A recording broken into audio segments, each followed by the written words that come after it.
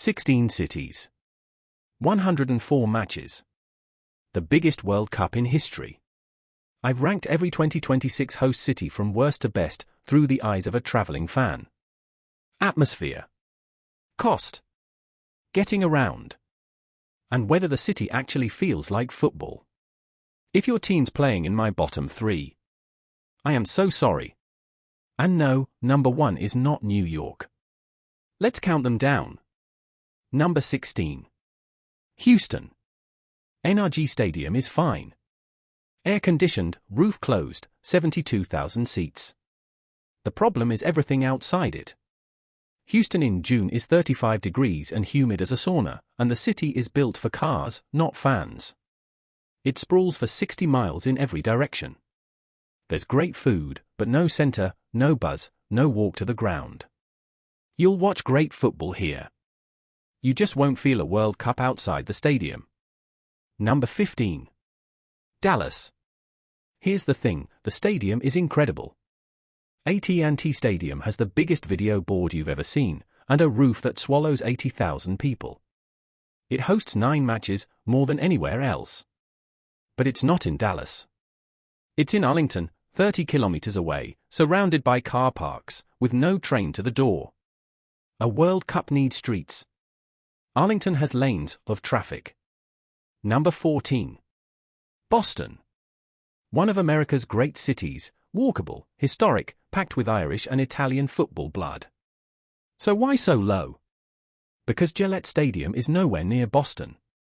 It's 40 minutes south in Foxborough, a stadium in a field, next to a shopping outlet. Match day means a packed commuter train or an expensive ride. Brilliant city. Wrong stadium. Number 13. Atlanta. Mercedes-Benz Stadium might be the best football venue in America. That roof opens like a camera shutter, and Atlanta United fans set attendance records here. It's downtown, and it's on the metro. So what's the catch? June humidity, a downtown that empties at night, and a city that lives in its suburbs. The stadium will carry it, and it hosts 8 matches, including a semi-final. Number 12. San Francisco. Except, it isn't. Levi's Stadium is in Santa Clara, an hour south, and on a hot day it's a frying pan with seats. The Bay Area saves it. San Francisco itself is spectacular, and if you make a trip of it, the coast, the bridges, the food, you'll forgive the commute. Just don't book a hotel in the city thinking you can walk to the match. Number 11. Kansas City. Arrowhead Stadium holds the world record for crowd noise, 142 decibels. These people know how to make sound. The barbecue is the best on the planet, and tickets and hotels cost half of what the coasts charge. It's just isolated. The stadium sits in a sea of parking, and you're a long way from everywhere else in the tournament. Number 10. Philadelphia. The most underrated away day in America. The Stadium District is one subway line from a proper, walkable city, and Philly fans are famously, let's say, committed. Cheesesteaks. History. Hostility, in the best possible way. Of all the American cities, this one feels the most like football already. Number 9. Toronto. Canada's first ever men's World Cup matches on home soil. BMO Field sits right by Lake Ontario, and the city is one of the most multicultural on earth. Whoever's playing, Toronto has a neighborhood for them. It's clean, it's safe, it's easy. If anything, it's a little too polite. You'll have a lovely time. You just might not lose your voice. Number 8. Miami. Hard Rock Stadium is half an hour north of the city, and June is brutal. But Miami doesn't care, because Miami is a 24-hour fan zone. This is the most Latin American city in the United States. When Argentina, Brazil or Colombia play here, it will feel like a home game. South Beach at 2 in the morning after a win? Nothing in this tournament will touch it. Number 7. Seattle. The best football city in America. Full stop. Lumen Field is downtown, you can walk from the market to the match. Sounders fans have been doing big crowds and proper noise for decades. And summer in the Pacific Northwest is a secret, 25 degrees, no rain, mountains on the horizon. If you want a US away day that feels European, this is it. Quick warning before the top 6, this is where it gets controversial. Because the city everyone says should be number 1 isn't. Number 6. New York. Yes. 6th. Hear me out. The final is here. The city is the greatest on earth. But MetLife Stadium is not in New York, it's across the river in a New Jersey swamp. The train is a crush, and everything costs triple during a tournament. New York in July will be unbelievable. I just think 5 cities will do the actual match day better. Fight me in the comments. Number 5. Vancouver. BC Place is right downtown, mountains behind it, ocean in front of it, and you can walk there from almost any hotel in the city.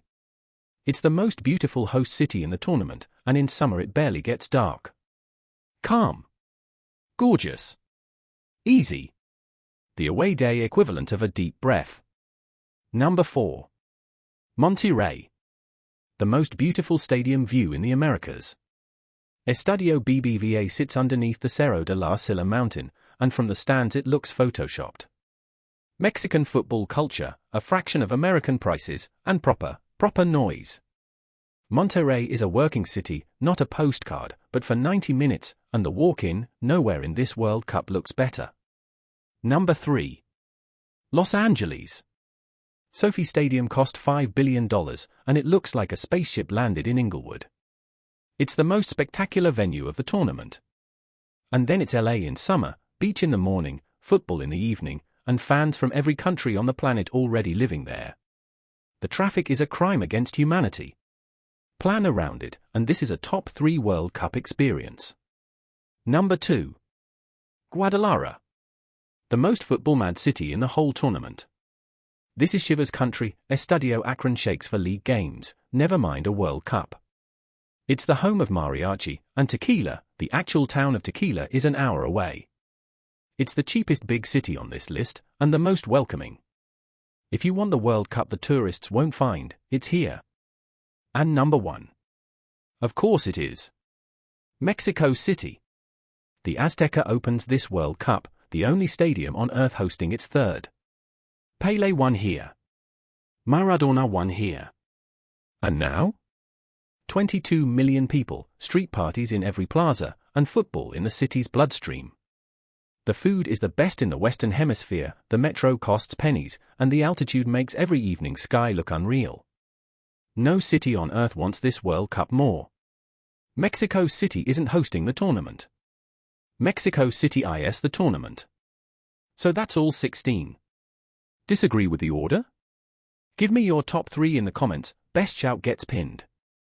And if you're actually going, flights, tours, airport transfers, everything you need is linked in the description. Subscribe, there's an away day guide coming for every single host city. See you out there.